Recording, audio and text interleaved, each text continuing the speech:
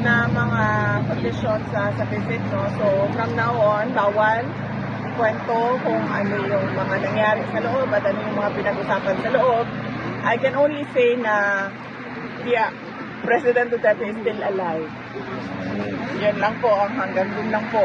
Kasi bawal po magbigay ng mga information na pinag-usapan sa loob. You're the one who owns the stroller? Ha? Ikaw? Charlie. Ay, ikaw! Ay, mayroon pa palang mas maliit.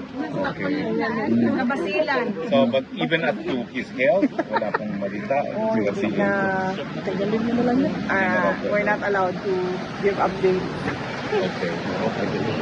Anyway, but kayo, VP, will you be here during the hearing on the 23? Inaayos pa namin yung schedule namin, so hindi pa namin alam kung sino yung makakarating sa September 23 para sa confirmation of charges.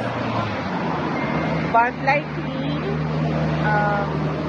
merong relative na darating, sigurado yon kasi kailangan talaga na merong, sabi ko sa kanila, kailangan talaga na merong bumibisita sa kanya whenever allowed ng detention pwede magbisita.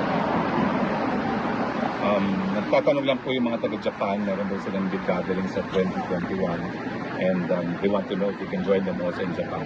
Oo, nag-confirm naman na kami sa mga organizers sa Japan, led by Sir Berwin. September 20 sila sa Tokyo and then September 21 sila sa Nagoya. So yung buong weekend na yon, Saturday, Sunday, merong Filipino community gathering sa Japan. And I understand, meron din dito sa The Hague, no? And likely, marami din sa loob ng Pilipinas. Well, on another note po, nagtuloy na yung pagdinig ng flood control program at sa Senado at nag-anunsyo na magpupuo daw ng independent fact-finding committee dito sa flood control. Your thoughts ito? Well, sabi ko nga lagi, too little too late yung administration. Alam naman na natin yung problema na corruption sa flood control. Hindi lang sa administrasyon na ito, sa mga lahat ng mga dumaan na administrasyon, hindi lang sa administrasyon ni Pangulong Duterte. Alam na natin yan lahat. Naging mayor ako 2010. Meron ng issue ng flood control corruption. And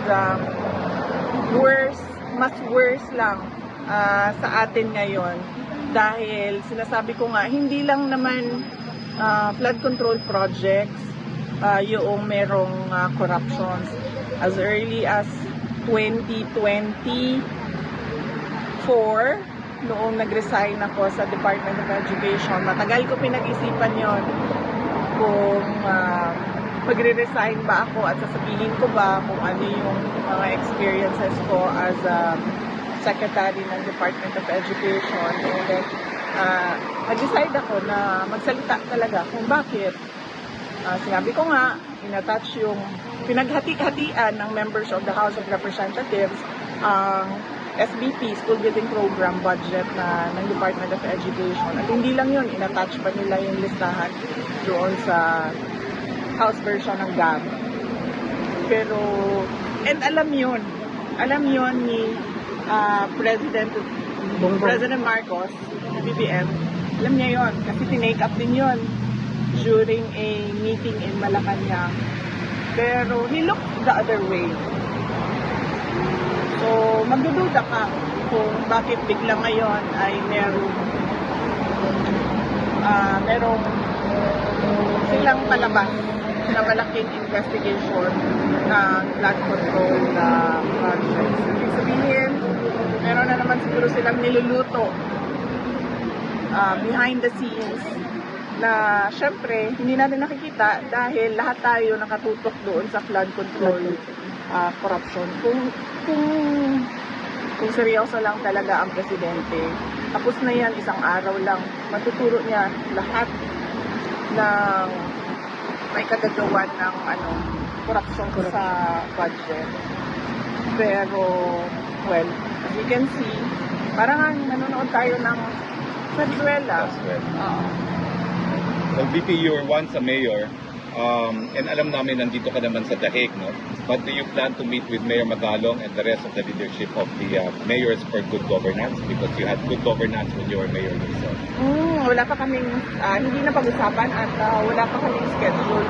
Ang immediate ko na schedule pagbalik sa Pilipinas ay sa Bicol Region dahil celebration nila ng Peña Francia at merong mga small gatherings kami doon, sectoral gatherings para sa mga issues naman sa Bicol na I'm sure biktima din ng corruption ng projects sa gobyerno.